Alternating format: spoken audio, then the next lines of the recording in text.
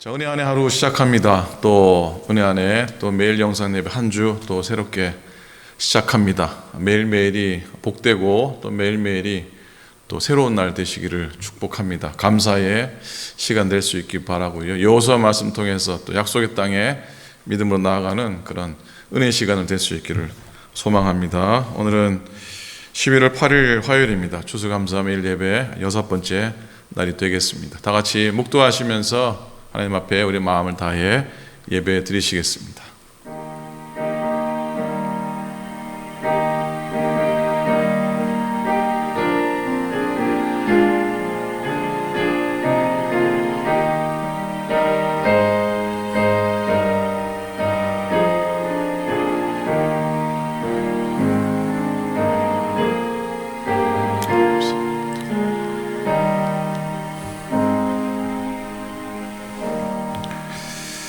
사랑의 하나님, 오늘도 주의 인도하심 안에 하루 걷기를 원합니다.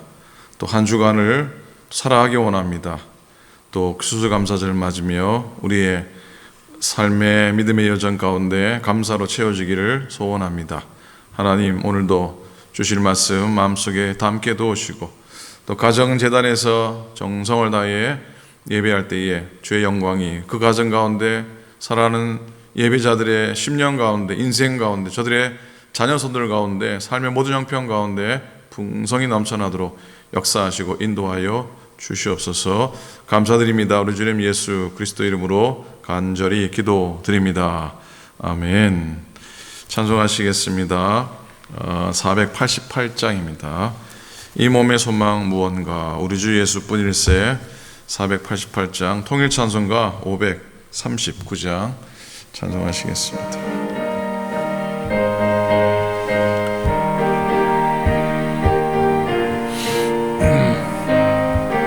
이 몸의 소망 무언가, 이 몸의 소망 무언가 우리 주 예수뿐일세. 우리 주 예수밖에는 믿으리 아주 없도다. 주 나의 반석이시니 그 위에 내가 서리라. 그 위에 내가 서리라. 무섭게 바람 부는 밤 물결이 높이 설렐 때 우리 주 크신 은혜에 소망에 닿칠 줄이라. 주 나의 반석이시니 그 위에 내가 서리라. 그 위에 내가 서리라. 세상에 믿던 모든 것 끊어질 그날 되어도 구주의 언약 믿사와 내 소망 더욱 크리라. 주 나의 반석이시니 그 위에 내가 서리라. 그 위에 내가 서리라. 바라던 천국 올라가 하나님 전에 배울 때 구주의 의를 힘입어 여치 배설이라. 주 나의 반석이시니 그 위에 내가 서리라. 그 위에 내가 서리라. 아멘. 하나님의 말씀 함께 봅니다. 오늘은 여호수아 7장입니다. 구약성경 여호수아 7장 2절, 3절, 4절, 5절 그렇게 읽겠습니다. 327페이지 구약성경 327페이지 여호수아 7장 2절부터 5절까지 말씀입니다. 한 목소리를 함께 말씀 봅니다. 시작. 여호수아가 여리고에서 사람을 베델 동쪽 벳아웬 곁에 있는 아이로 보내며 그들에게 말하여 이르되 올라가서 그 땅을 정탐하라 하며 그 사람들이 올라가서 아이를 정탐하고 여호수아에게로 돌아와 그에게 이르되 백성을 다 올라가게 하지 말고 2-3천 명만 올라가서 아이를 치게 하소서. 그들은 소수이니 모든 백성을 그리로 보내어 수고롭게 하지 마소서 하므로 백성 중 3,000명쯤 그리로 올라갔다가 아이 사람 앞에서 도망하니 아이 사람이 그들을 36명쯤 쳐 죽이고 성문 앞에서부터 스바림까지 쫓아가 내려가는 비탈에서 쳤으므로 백성의 마음이 녹아 물같이 된지라. 아멘, 아멘. 여러분, 1990년도에 그 중동에서 큰 전쟁이 하나 일어났죠. 걸프전. 벌써 30년이 됐네요. 그 전쟁을 여러분 기억하실 겁니다. 그 전쟁에서 결국 이라크가 패하고 말죠. 당시 이라크는 자기보다 훨씬 큰 이란을 쳐서 승리하죠. 그리고 그 다음에 이 한 입거리밖에 되지 않는다고 생각했던 쿠웨이트까지 이렇게 잡아삼키려고 침공을 하게 됩니다. 그런데 이 서방연합군에 의해서 결국은 패배하게 되고 무참하게 무릎을 꿇게 되지 않습니까? 그같이 이스라엘은 난공불락같이 여겨졌던 여리고성을 이렇게 보기 좋게 정복한 다음에 이 아이성이라고 하는 조그만한 정말 말 그대로 아이 같은 그런 성의 전투에서 패배를 하게 됩니다. 4절에 나오죠. 백성 중 3,000명쯤 그리로 올라갔다가 아이 사람 앞에서 도망하니 아이 사람이 그들을 36명쯤 쳐 죽였다. 그리고 그 끝에 백성들의 마음이 녹아 물같이 되었다. 몇 명이 죽었다고요? 몇 명이 죽었다고요? 36명밖에 죽지 않았습니다. 사실 몇 명이 전투로 나갔다고요? 약 3,000명쯤 나갔다고 하십시다. 그러면은 1%밖에 그 전력을, 그러니까 군사를 상실하지 않은 겁니다. 큰 숫자가 아니에요. 어찌 큰 타격이 아니라 할 수도 있습니다. 근데 백성들의 마음이 어떻게 됐다고요? 물같이 녹아내렸다 그랬습니다. 왜 그랬을까요? 그건 아마 꿈에도 생각하지 못했던 실패. 여리고 그 엄청난 성을 무너뜨렸으니까 저 조그마한 성쯤이야 아주 우습게 보았고 설마 하다가 그냥 큰 코 다쳤는데 꿈에도 실패하리라고는 생각 못했는데 아이 성 전투에서 실패를 맛보게 된 겁니다. 우리도 그렇잖아요. 사실 그 생각하지 못했던 실패, 그 앞에 있으면은 황망하기도 하고 당황스럽기도 합니다. 사실 우리가 성공했을 때보다 실패했을 때 더 많은 교훈을 또 받긴 하지만 또 지는 건 지는 거고 실패는 또 실패고 아픈 건 또 아픈 거죠.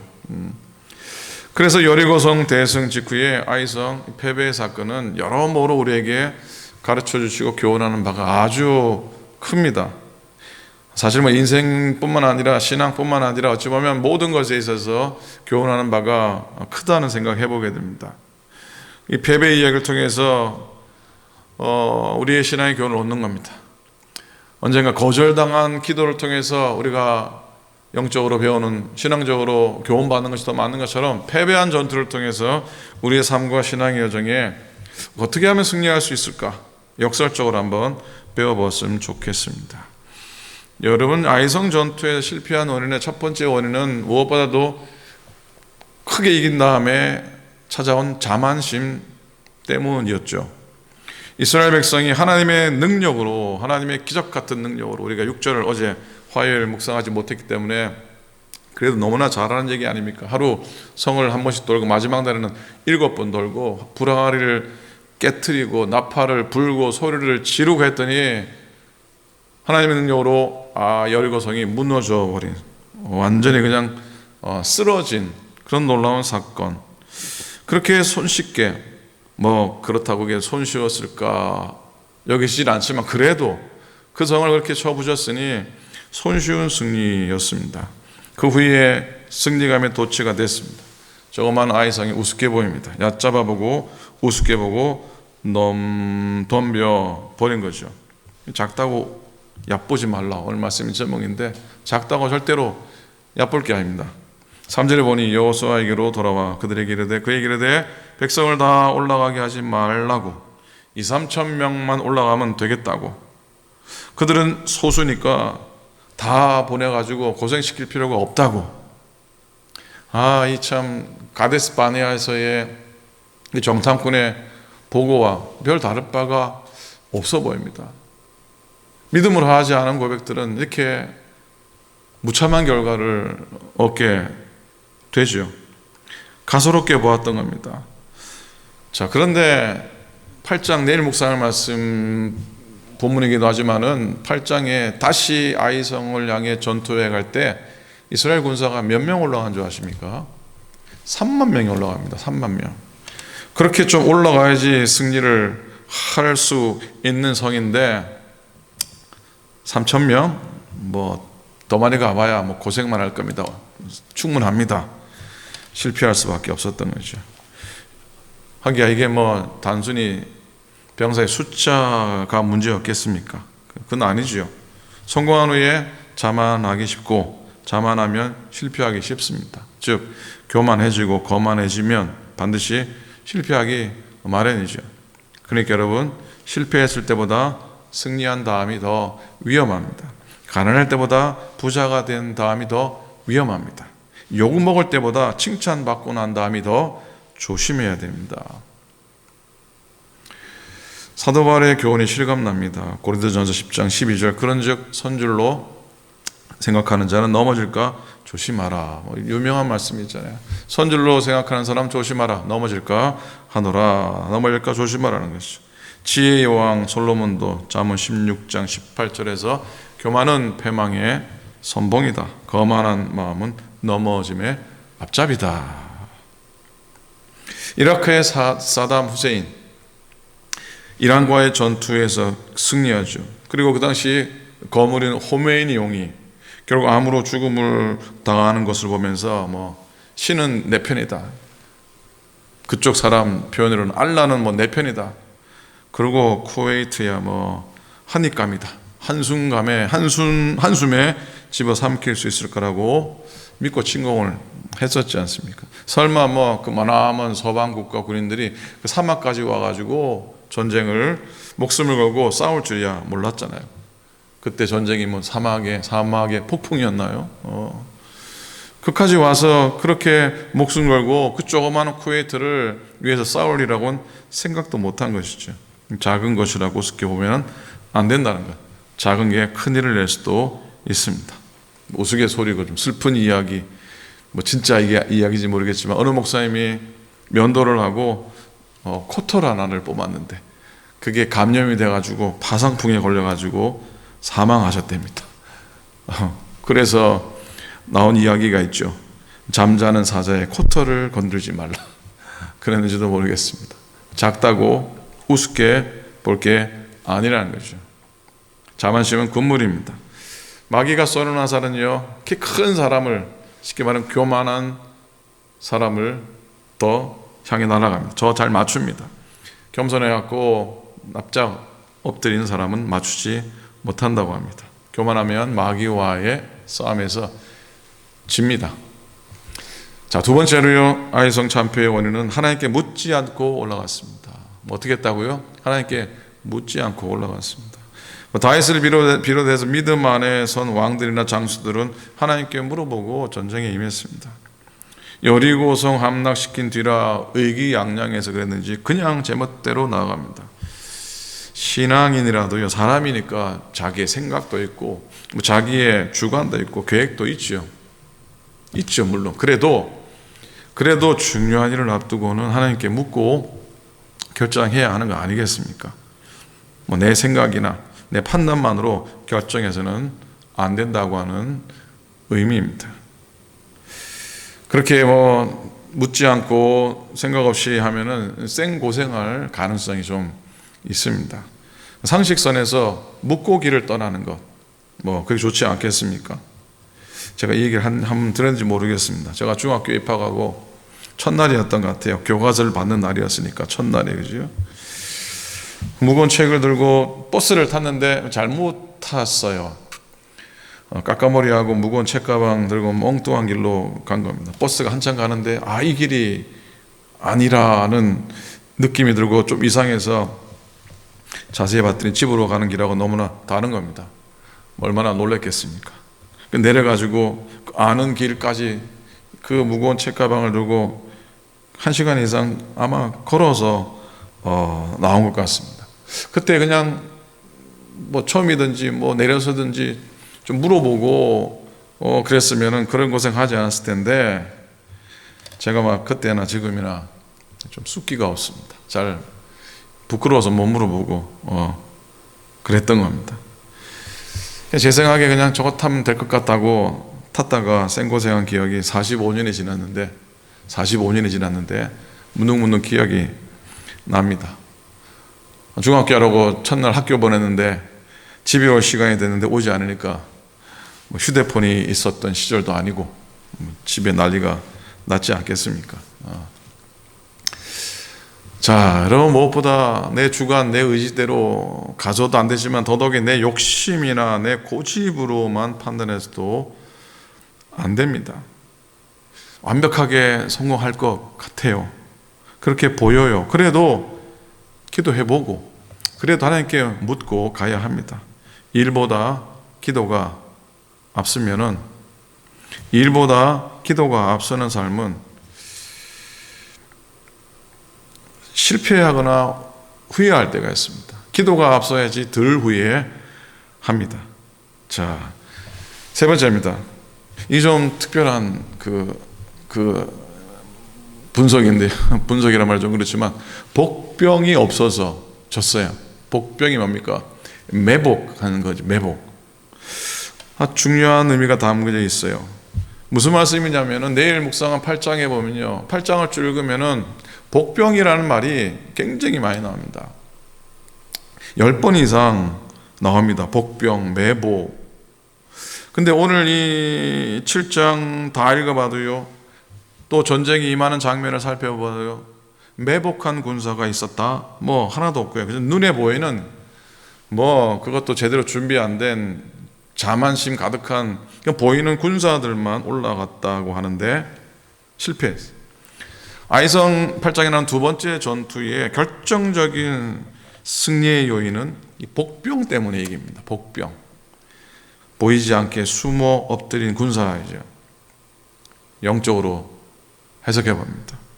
배후 위에서, 보이지 않는 배후 위에서 무릎 꿇고 엎드린 기도자라는 마음입니다. 그런 생각입니다. 그런 믿음입니다. 기도의 복병이 없으면 영적인 전투에서 실패할 수밖에 없다는 의미입니다. 자, 우리의 신앙생활에서 겉으로 보여지는 것 중요하죠. 근데 숨어 있는 부분이 없으면은 넘어지기 쉽습니다. 나무나 풀의 줄기나 잎새가 햇빛에 밝은데 잘 나타내 보여줘야지 잘 자라기도 하고 열매도 잘 맺긴 하겠지만, 반면에 보이지 않는 땅에 뿌리가 튼튼하지 않으면은 말라 죽습니다. 그처럼 우리의 영적인 생활, 우리의 신앙의 생활에서도 남에게 보여주는 부분만 있고 보이지 않는 부분이 없다면 뿌리 없는 식물처럼 시들시들해 말라버리고 말 수도 있습니다. 드러나지 않는 영적인 매복, 복병이 있어야 또 강한 성도가 되고 또 마귀와의 싸움에서도 이길 줄로 믿습니다. 네 번째, 이제 마지막 결론인데요. 네 번째는 숨은 죄가 있어서 그랬습니다. 이게 가장 큰 원인인데 내일 묵상하겠습니다. 개봉박두 내일 8장의 말씀과 함께 생각해 보려고 합니다. 자, 여러분, 이긴 후에 자만하지 않아야 됩니다. 그리고 하나님께 묻고 길을 걷고 살아가야 됩니다. 보이지 않는 기도에 복병이 많아야 합니다. 그래야 이깁니다. 그래서 오늘 그런 우리의 삶을 살기로 결단하고 또 우리 살아가면서 날마다 이기시고 또 승리하는 우리 모든 교우들 되시기를 우리 주님의 이름으로 축복하고 또 축복합니다. 기도하겠습니다. 하나님, 고맙습니다. 부족하고 또 감당치 못하는 부족한 종이 또 오늘도 살아난 교우들에게 말씀을 나누었습니다. 가정에서 혹은 일하다가 또 걷다가 또 어디에 거하든지 하나님 교우들에게 들려지는 귀한 말씀이 저들의 삶의 작은 쉼이 되게 도우시고 또 힘이 되게 도우시고 또 용기가 되게 도우시고 교훈이 되게 도우시고 양식이 되게 해 주시옵소서. 공중에 흩어져 버리는 말씀이 되지 않게 도와주시고 또 하나님께서 오늘을 살아갈 또 삶의 반석 같은 그런 말씀으로 우리에게 다가올 수 있도록 인도해 주소서. 교만하지 않게 하시고 자만하지 않게 하시고 하나님께 의탁하고 묻고 살아가게 도우시고 또 기도의 복병, 기도의 매복한 우리의 보이지 않는 곳에 엎드린 자들로 인해 우리의 신앙이, 우리의 삶이 승리하게 해 주시옵소서. 하나님, 한 주간도 또 추수감사절 맞으며 또 매일 예배 드립니다. 하나님이 예배 가운데 소중하게 또 마음으로 참여하는 모든 주의 종들에게 복을 도와해 주시고 또 모든 교우들 말씀으로 또 육신의 강건함으로 인도해 주시옵소서. 이제는 우리 주님 예수 그리스도의 은혜와 하나님 아버지의 극진하신 사랑하심과 성령님의 감동 감화하심이 오늘도 말씀 붙들고 하루를 살아가며 또 우리 인생을 살아가기 원하는 당신의 모든 종들 머리 위에 이제로부터 영원토록 함께 하시기를 간절히 축원하옵나이다. 아멘.